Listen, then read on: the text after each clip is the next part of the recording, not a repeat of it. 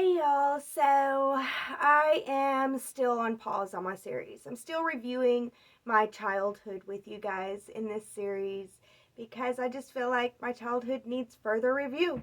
And there's a lot of stuff that I left out, and I want you guys to get the full complete picture. And there's times whenever I look back on my own story and I wonder how everything went on, how I experienced what I experienced at my mother's house, how I experienced what I experienced at my father's house, and how did I experience what I experienced at my grandmother's house. These three very differing values, very different household systems, very different systems to live in. And then within my mother's, there was, the ghetto gangster side, and then there was the hippie free side. And so even within the different households, there were different ways of being within the different households. So yeah, it's a vast, and it's like crazy. How did all this go on? How did it all go down? It did. And life is like that. A lot can go on in a year. A lot can go on in a month. Everything can change in a day. So that's the way life is. I'm grateful for my life, honestly, I am. And I'm grateful for my story. And so let us continue with the overview of living at my dad's house. Living in these filthy, filthy trailers, these old, dirty, drugged down trailers. And my dad always had a beer in his hand, And he always had like a new car. Like I said, my dad, I felt like he was so cool. He always had a new car. He always had the new coolest car, the coolest thing that there is. And yeah, I didn't really care for cars. My dad was like also happy to have his car. He had like a T-Bird. See, I don't know the names of these cars. I just remember hearing him talk about them and brag about them so much. And I thought that he was cool with his cars. They really were cool. And cars has never been my thing, and that's fine. Other things have been my thing, like astrology and God and spirituality, religion, prophecy, prophets, studying the prophets. Like, I don't want to prophesy. I don't want to tell people their future. I want to empower people to take control of their future. But I love learning about the prophets and how they told their prophecies. Like, where did this come from? And how does God speak to us? Those are things that I love to learn about. But yeah, my dad loves to learn about his cars, and he loves drinking and hanging out with the boys. And so there was a lot of that at my dad's house. And my dad was the one who taught me how to drive. He taught me how to drive, and it was a really fun experience.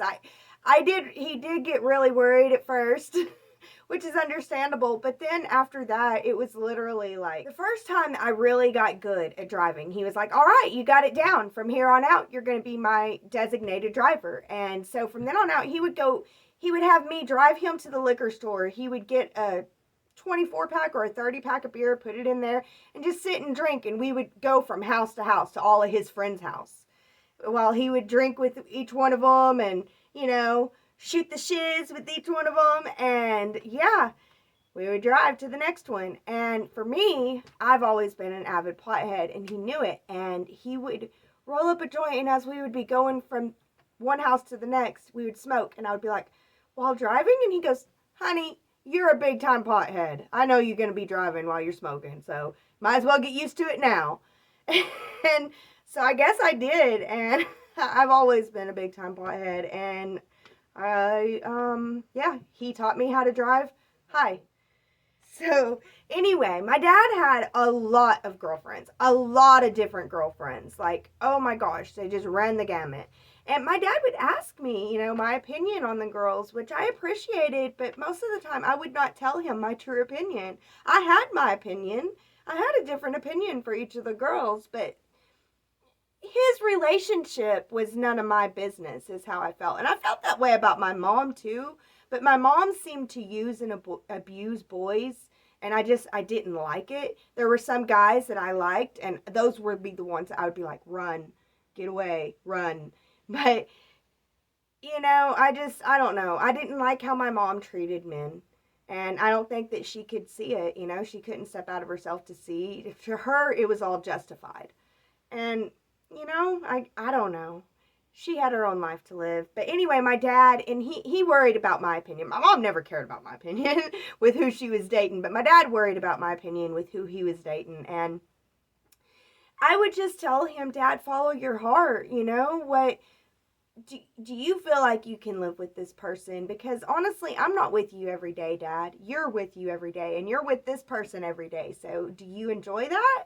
Then stay with her, you know? That's how I saw it.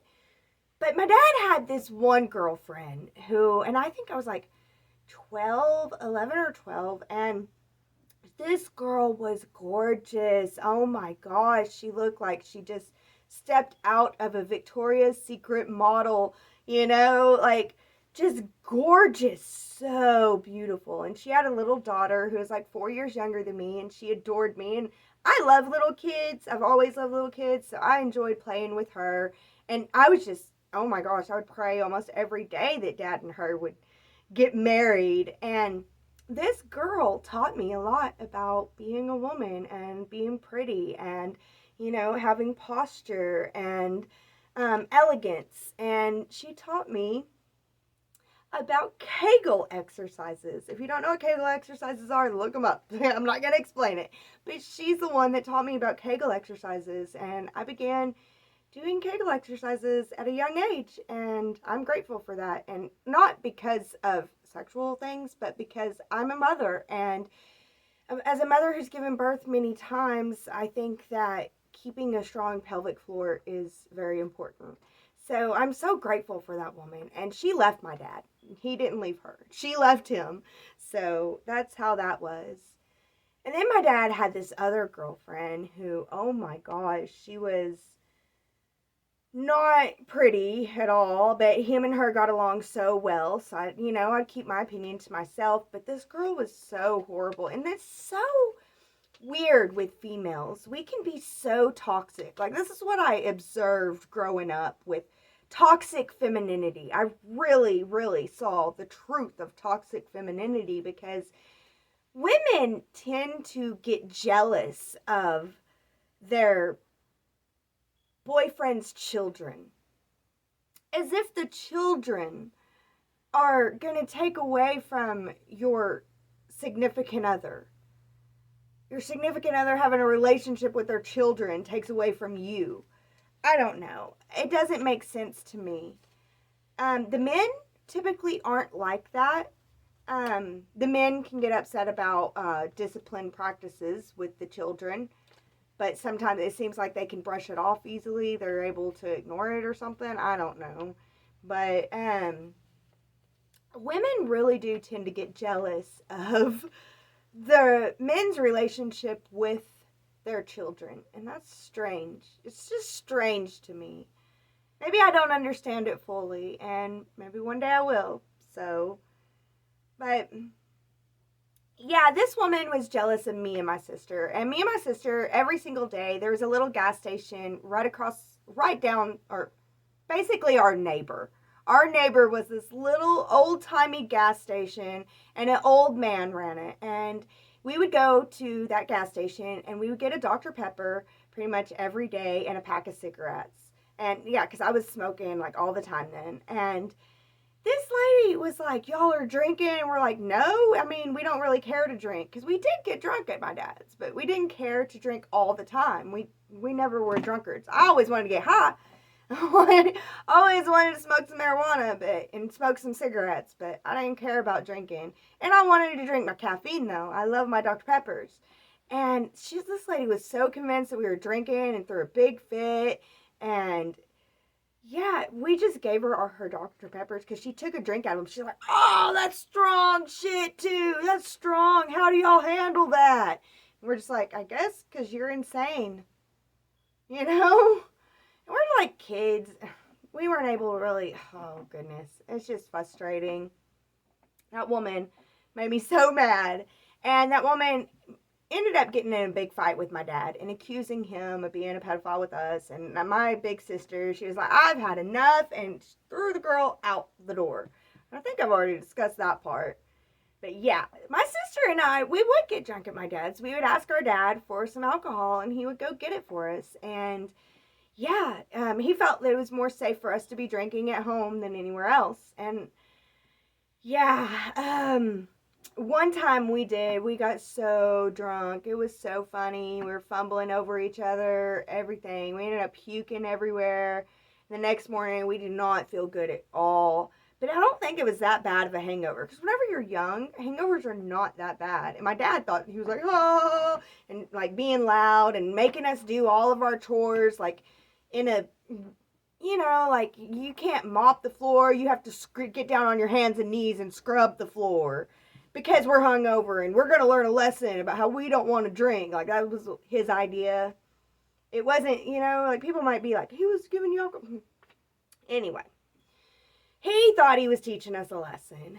So, yeah, my sister and I, we would drink and we would party at my dad's house. It was fun. And she had lots of boyfriends that would come over, and there were lots of different things that happened, teenagers just getting into messes and getting into trouble. And like I said, my dad had all kinds of fancy cars and everything, and he taught me how to drive, and he got me my first car, which was his dream car. And I'm not good at cars. I do know what this car looked like, but yeah, a Datsun 280ZX is what he got me, which apparently was his dream car. But he was like, I got it for my daughter. That's going to be her first car. It's my dream car, Datsun 280ZX.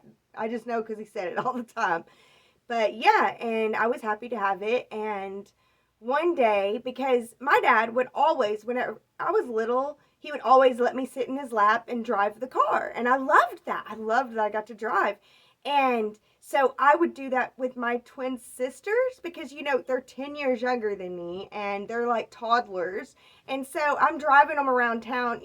We're just driving around town, going to my friend's house, going from, like, Dad taught me to go from his friends to his friends. I was going from my friend to my friend's house, all in the same little boondock town. But yeah, I put them on my lap and let them drive in between. And he caught me and he was angry. And he was like, you are not allowed to do that. No way. And he pretty much grounded me from the car. And because I was grounded and I'm not the type to take my grounding, I decided that it might be a good idea so that I could go see my friends again today, that he took the keys and he went to work. And so I thought that maybe I could take a screwdriver and put it in the keyhole and start the car. And I broke the ignition. So I had my car for all of one day. And after breaking the ignition, it made my dad really, really mad. And it took him some time before he could afford and have time to fix the ignition. And he was just like, it's not your car. Which I guess is understandable. But yeah, pretty crazy stuff.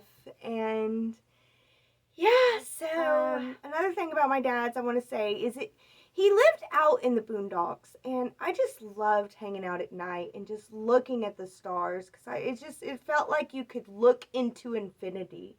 And I would just so many nights just lay out and talk to the stars, and it was so beautiful and I loved it. And just sometimes now whenever I'm feeling low, if it's nighttime and I can go out and look at the stars, just the remembering of being a young kid and having all my dreams and looking up and talking to the stars, it just comforts me. It brings me comfort and joy, and I love the stars, and I've always loved the stars.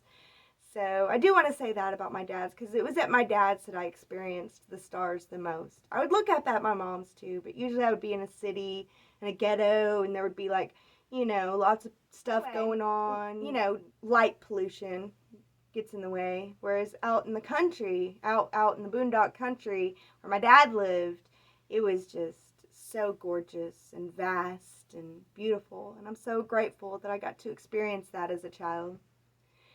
So, yeah, there you guys go. Thank you guys so much for being here and listening today. Thank you guys so much. Yes, I'm so grateful that you've made it this far. And as always, be blessed with love. That's all she got.